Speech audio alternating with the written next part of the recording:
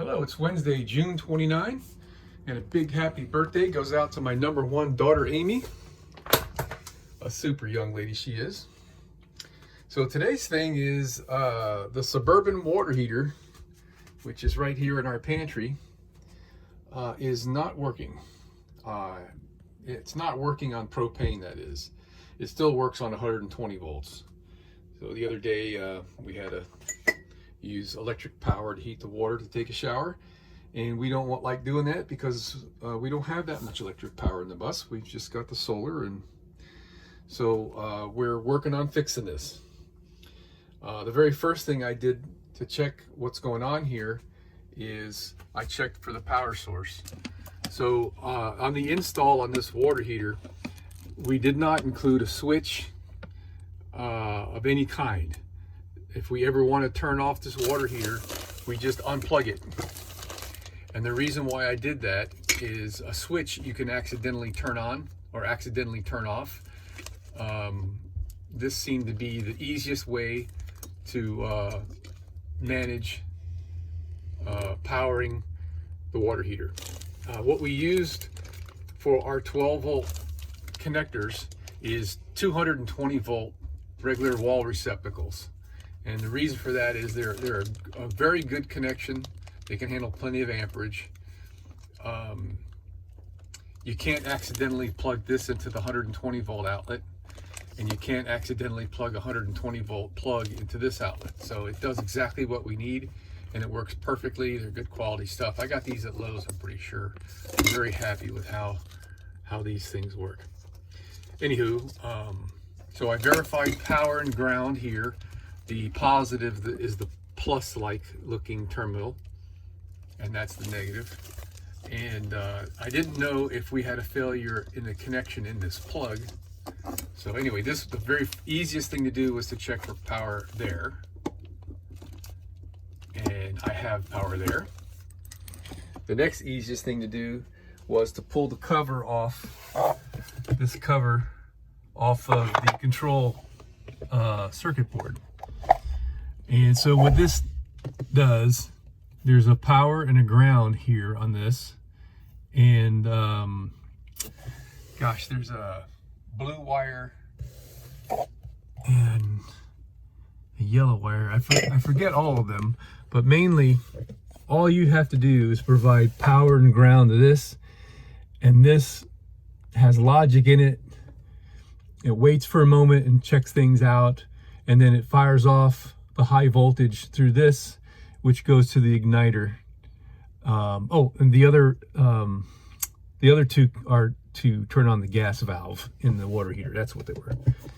So I pulled this plug off, and the red wire, I checked it with a 12 volt test light, and it was getting power, but it was real dim. Like there was some serious resistance in that circuit. So the next easiest thing for me to check was to go outside the bus and check what's going on with the temperature sensors. And that I did. Let me go outside and show you how that looks. All right, so we're here at the outside of the bus.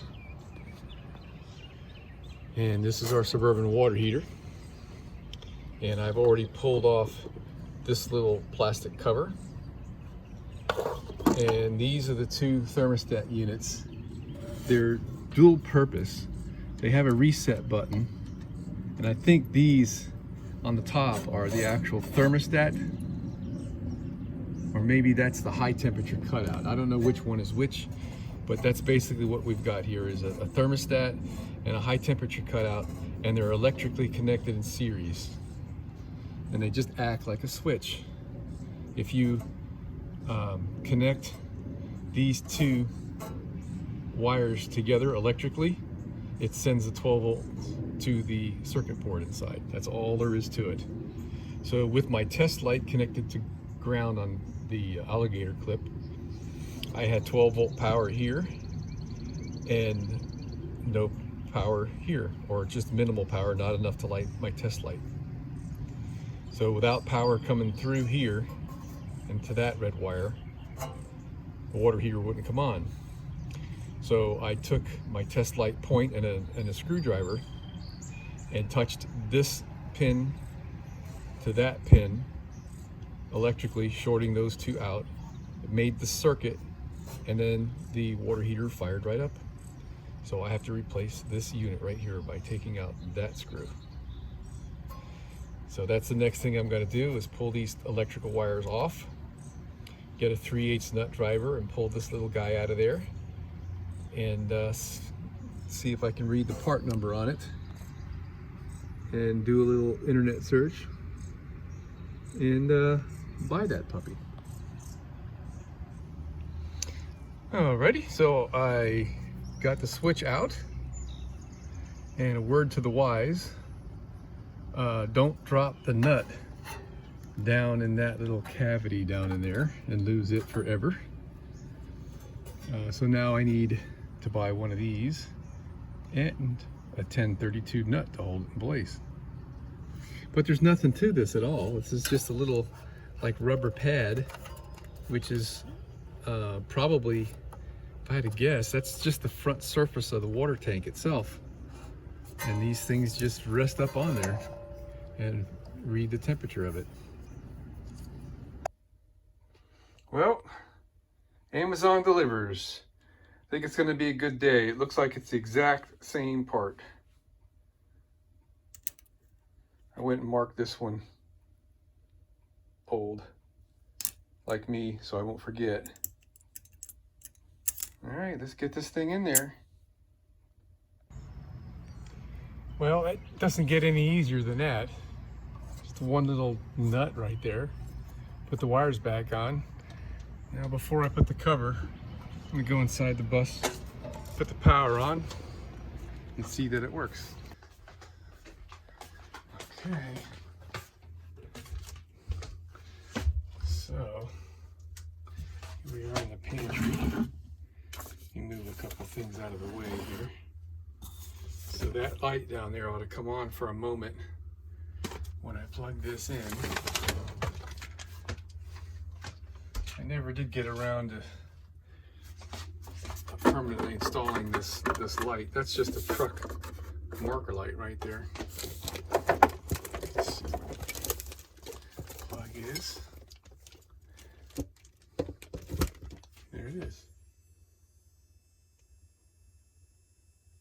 Hang on for one moment.